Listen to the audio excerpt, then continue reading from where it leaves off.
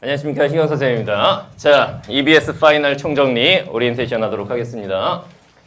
선생님, 올해 파이널 강의가 이제 준비된 게 3가지가 있습니다. 일단 첫 번째가 EBS 파이널 총정리, 두 번째가 또 뭐 있어? 파이널 6강 완성 문법, 그리고 하나가 파이널 모의고사, 그리고 시간 단축 연습이 필요한 친구들은 타임어택까지 이렇게 있는데, 그 중에서 이제 여러분들 지문 적중을 이제 되게 중요시 하잖아. 마지막으로 갈수록. 그거를 위한 수업이 이 파이널 총정리 수업이에요. 선생님, EBS 수업은 워낙 정평이 나 있기 때문에 EBS 수특 수완 다 들었죠? 어땠어요? 아주 좋았죠. 아유, 굉장히 가식적으로 말하네. 굉장히 좋았죠? 자, 요거 어떤 수업인지 소개를 해드릴게요. 자, 일단 우리가 요걸 한번 짚어봅시다. 올해 6평하고 9평에서 EBS 연계가 어느 정도 체감할 수 있게 나왔는지. 9평을 얼마 전에 봤었잖아. EBS 연계 체감이 좀 됐나요? 많이 된 것 같아요. 요거를 한번 일단 점검을 하겠습니다. 자, 일단 6월 평가원 모의고사하고 EBS를 비교해보면 문학 6개의 지문 중에서 4지문이 EBS 연계 작품이었어요. 화법 작문은 EBS 연계돼도 모르겠지? 문법도 연계돼도 전혀 모르겠지? 비문학은 독서 파트는 그래도 연계가 되면 나 이거 어디서 들어봤는데? 요 정도의 느낌은 있지만 직접적인 연계라고 볼 수는 없기 때문에 그것도 뭐 여러분들이 체감하지는 못하죠. 그지? 문학 쪽에서 이제 체감을 많이 하는데 6평 때는 이런 게 나왔었어요. 박경리 작가의 토지가 수능 특강에 있었는데 6평 때 출제가 됐죠. 그리고 조웅전이라는 작품. 선생님, 그러면 얘네들은 수능에 안 나오나요? 안 나와. 뭐 100%라고 말할 수는 없지만 99.99%라고 말할 수 있어요. 얘네는 안 나온다고 보시면 돼요. 그리고 유언 12곡이라는 고전 시가가 또 나왔었고, 김광균 작가의 추열서정, 다 수능 특강에 있었던 작품이었지. 얘네들이 이제 연계가 됐었어요. 그죠? 6개 중에 4개 연계면 상당히 연계율이 높았던 겁니다. 이런 거 같은 경우에는 여러분들이 시험장에서 EBS 문학 작품을 만났을 때 좋은 점이 여러 가지가 있는데, 일단은 가장 큰 건 뭐예요? 시간 단축이에요. 익숙한 지문이니까 좀 빠르게 읽으면서 시간을 줄여주고, 그 다음에 이제 독서 파트에 시간을 많이 할애를 해야 고득점이 나오니까. 그 다음에 이제 심리적인 안정감. 아는 거 나왔다. 중간중간 아는 작품이 섞여 있는 경우에는 심리적인 안정감을 받을 수가 있는데, 그게 국어 영역은 굉장히 중요하죠. 수학은 심리적으로 안정된다고 점수가 나오지 않아. 모르면 못 푸는 거야, 그냥. 근데 국어는 심리적으로 안정이 되면 글이 좀 눈에 잘 들어오기 시작하는 거지. 그런 효과가 있습니다. 그리고 9월 평가원하고 EBS를 비교해보면은 6개의 지문 중에 연계율이 더 올라갔어. 5개가 EBS 작품이었어. 하나 빼고는 싹 다 EBS 연계였고, 구체적으로 보면 정극인의 상충곡, 소위 수업 시간에 굉장히 중요한 작품이라고 강조했던 상충곡, 후다다닥 보고 풀었죠? 이런 게 나왔었고, 이율곡의 고산구곡가, 역시 수업 시간에 선생님이 별표 5개 쳐놓고 굉장히 중요하다고 했던 작품, 요거 출제가 됐었고, 그 다음에 장기전이라는 작품 나왔었죠. 얘는 사실 연계긴 연계였는데, 우리가 아는 장기전은 콩 주워 먹어야 되는데 9평에서는 콩을 안 주워 먹었어요. 다시 말하면은 같은 작품인데 다른 부분이 출제가 된 거죠. 그래도 이제 보기 박스에 나오는 내용이 이제 우리가 수업 시간에 다뤘던 내용이기 때문에 좀 도움이 됐었을 거예요. 그리고 현대시 초록바람의 천원, 기억나죠? 미르나무에게 바람이 뭐라고 하니까 얘가 이제 또 뭐 어쩌고저쩌고 요거. 그 다음에 이청준 작가의 수능 완성에 있었던 자서전들 쓰십시다. 이렇게 5개가 연계가 됐었습니다. 한 개 빼고는 싹 다. 그죠? 김영랑 시인의 청명이라는 작품 빼고는 전부 다 연계가 됐던.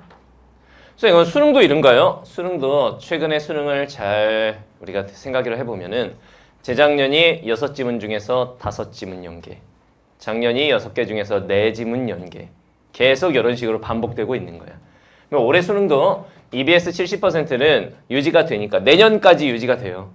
내후년부터, 다시 말하면 여러분들이 하면 안 되겠지만 3번 도전하게 되면 그때부터는 EBS 연계가 줄어듭니다. 내후년부터, 현행 고1부터는 EBS 연계 비율이 낮아지는데 내년까지는 70% 연계 그대로예요. 근데 여러분들은 올해 대학을 가실 거잖아요. 곰탱이, 올해 대학을 갈 거야? 가야죠. 올해 대학을 갈 거죠? 그럼요. 여러분들은 70% 연계이기 때문에 6개 중에 최소한 4지문은 EBS 연계로 나올 거야. 많으면 5개까지 간다. 1개 빼고 싹. 알겠죠? 그래서 우리가 이제 EBS를 마지막에 잘 봐둬야 되는데. 자, 강의 목표는 요겁니다.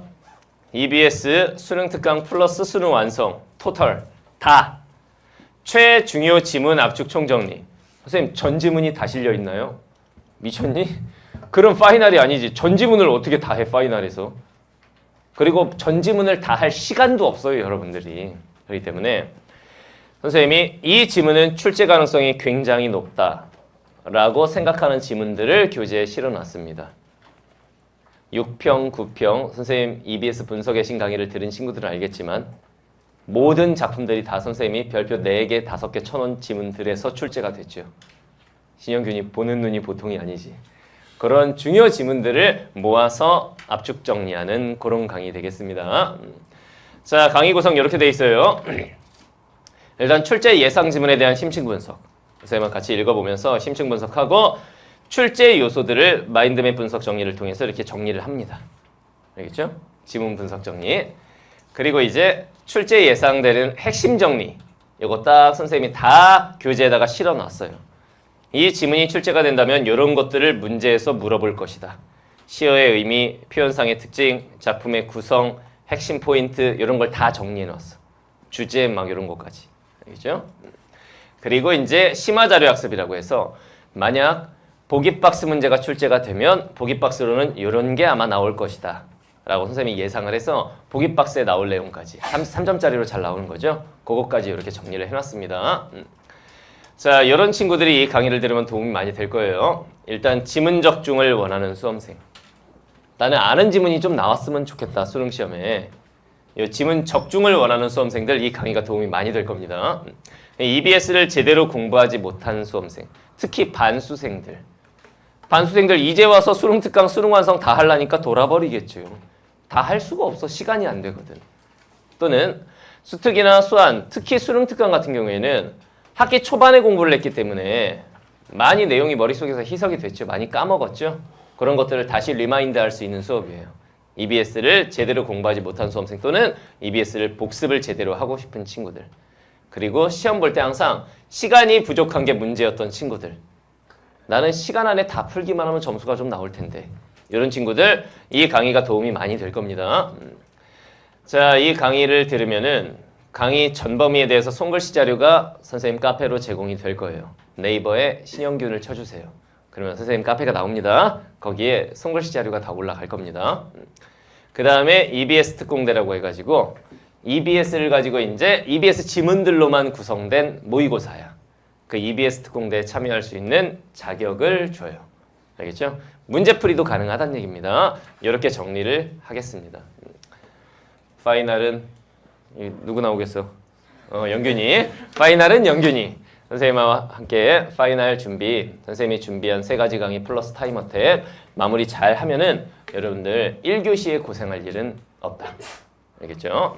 OT는 여기까지 하고 본 강의에서 봅시다.